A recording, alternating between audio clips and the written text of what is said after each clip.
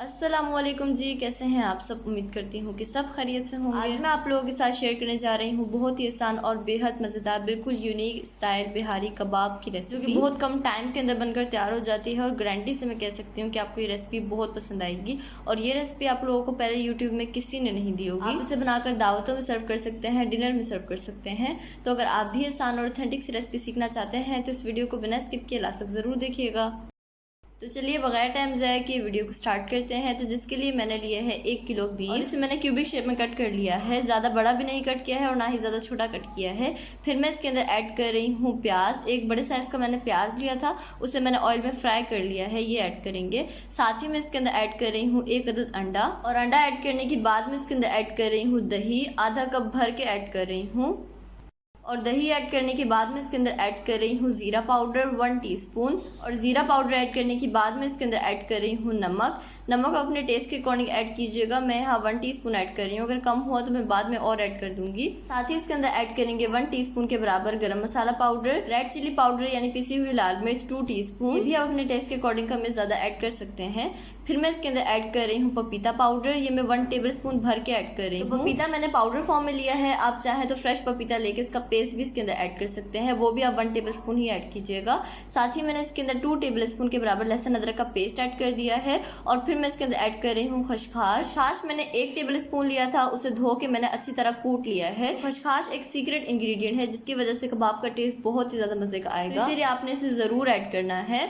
तो बस अब हम इन सब चीज़ों को अच्छी तरह मिक्स कर लेंगे और इसके अलावा हम इसके अंदर कुछ भी और नहीं ऐड करेंगे। मतलब कि ये सिर्फ इन्हीं चीज़ों के साथ बनकर तैयार होती है, लेकिन इसका टेस्ट बहुत मज़े का होगा, आप इसे ज़रूर ट्राई कीजिएगा। तो ये देखिए मैंने इसे अच्छी तरह मिक्स कर लिया है। अब हम इसे प्लास्टिक रैप की मदद से कवर कर देंगे।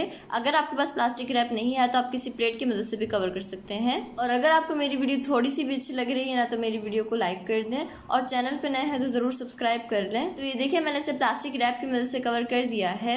अब हम इसे 2 घंटे के लिए फ्रिज में रख देंगे मैरिनेट होने के लिए। इसे आपने 2 घंटे तक लाजमी रखना है। तो गोश्त को मैरिनेट किए हुए 2 घंटे हो चुके हैं और यहाँ चूल्हे के ऊपर मैंने कढ़ाई रख ली है। इसके अंदर ऐड कर रही हूँ कुकिंग ऑयल। जिस ऑयल में मैंने प्याज को फ्राई किया था वही ऑयल ऐड किया है और ऑयल तकरीबन ½ कप के बराबर है।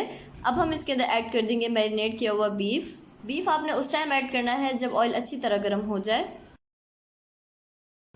तो ये देखिए मैंने कढ़ाई के अंदर बीफ ऐड कर दिया है। अब हम फ्लेम को हाई कर देंगे और इसे हाई फ्लेम पे 5 मिनट तक भूनेंगे। 5 मिनट तक इसकी अच्छी तरह भुनाई करेंगे।